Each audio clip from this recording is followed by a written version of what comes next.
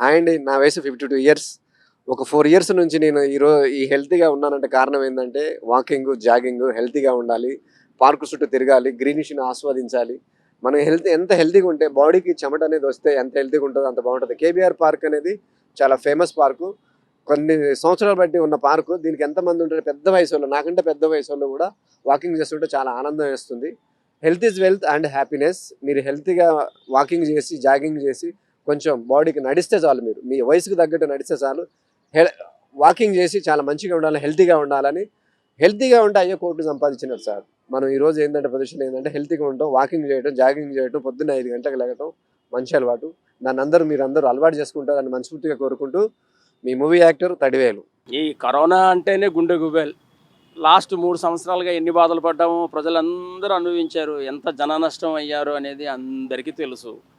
మరి హైజెనిక్ అనేది కంపల్సరీ ఉండాలి. ఇప్పుడు రోడ్ల మీద వెళ్తున్నాము, జనాల్లో తిరుగుతున్నాము, వందల మందిలో ఉంటాము, ఆఫీసుల్లో ఉంటాము, బస్తీల్లోని, వీధుల్లోని, మొత్తం అన్ని విధాలుగా తిరిగేటప్పుడు హైజెనిక్గా ఉండాలి. హైజెనిక్ అంటే ఏంటి, మనకి ఎవరు మాట్లాడుతున్నామంటే ఏం సెకండ్ ఇవ్వడానికి కూడా భయం వేస్తుంది. ఎందుకంటే ఇప్పుడు మళ్ళీ 300 దాకా వైరస్ విజృంభించింది.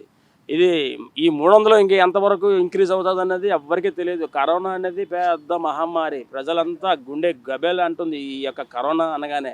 ఎందుకంటే అన్ని విధాల నష్టాలే. ఈ పక్క నుంచి చూస్తే ఆహారపరంగా దొరకదు, లాక్డౌన్లు, పక్క నుంచి ఆఫీసులు బంద్, వర్క్ ఫ్రమ్ హోమ్లు, ఇవన్నీ చేసుకునేటప్పటికీ కూడా ఏం చేయాలన్నా సరే చాలా ఇబ్బంది పరిస్థితులు ఎదుర్కొనేవలసి ఉంటుంది. కాబట్టి మనం ముందుగానే అన్ని విధాలుగా ఎవరు కరోనా ఇక్కడ ఉందని ఎవరికి రాసిపెట్టి ఉండదు. మనిషిలాగే ఉంటారు. తుమ్ములు, వెరైటీ కరోనాలో తుమ్ములు రావు, జ్వరం రావు, దగ్గులు రావు, అతని కరోనా ఉంటుంది.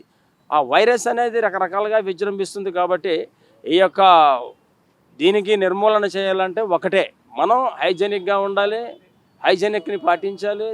ప్రతి విషయంలోనే ఆచితూచి మన తినుబండారాల దగ్గర కానీ ఎక్కడికి మన బయటికి విహారాలకు తిరిగేటప్పటికీ కూడా ప్రతిదీ కూడా మనం జాగ్రత్తగా ఉండి ఎవరి ఆరోగ్యం వాళ్ళ చేతిలో ఉంది. ఆరోగ్యమే మహాభాగ్యం. కాబట్టి ఎవరి ఆరోగ్యం వాళ్ళే కాపాడుకొని హైజెనిక్గా ఉంటే ఒకరి నుంచి ఒకరికి సోకకుండా దీనికి నిర్మూలన కార్యక్రమాలు చేపడితే బాగుంటుంది. నెక్స్ట్ ప్రభుత్వం కూడా కొంచెం ఇప్పుడు 300 వరకు ఆల్రెడీ మన ఇండియాలోనే వచ్చేసే ఉంది. కానీ 300 ఇంక ఎంత అవుతుంది అనేది ఎవరికి తెలియదు. కాబట్టి ప్రభుత్వం కూడా కొంచెం చొరవ తీసుకొని కొంచెం ఫ్రీగా మాస్కులు ఇట్లాంటివి కూడా సప్లై చేసినట్లయితే, కొంచెం హైజెనిక్గా కొంచెం అందుబాటులో ఉన్నట్లయితే, కొంచెం శానిటైజర్లని అవి ఇచ్చినట్లయితే కొంతవరకు బాగుంటుంది. ప్రభుత్వం కొంచెం దీనిపై దృష్టి సారిస్తే, ప్రజల ఆరోగ్యాల మీద దృష్టి సారిస్తే అన్ని విధాలా బాగుంటుంది. ఇది ఇంకా ఎక్కువ పెరగకుండా ఎక్కడ ఉందో అక్కడే అణిచివేతకు చెయ్యాలని ప్రభుత్వానికి నా మనవి. ఏమంటే ఎంత ప్రికాషన్ తీసుకోవాలి, అందరూ మాస్క్ వేసుకోవాలి, సోషల్ డిస్టెన్స్ మెయింటైన్ చేయాలి. అప్పుడు ప్రివెంట్ చేయొచ్చు.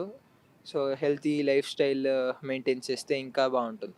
వర్షాకాలం వస్తే కరోనా అంటున్నారు, అసలు ఇది నిజమేనా? అసలు వర్షాకాలంకి కరోనాకి ఎలా సంబంధం లేదు. ఎందుకంటే కరోనా వచ్చేది ఫుడ్ వల్ల, చైనా నుంచి వైరస్ వచ్చింది అది.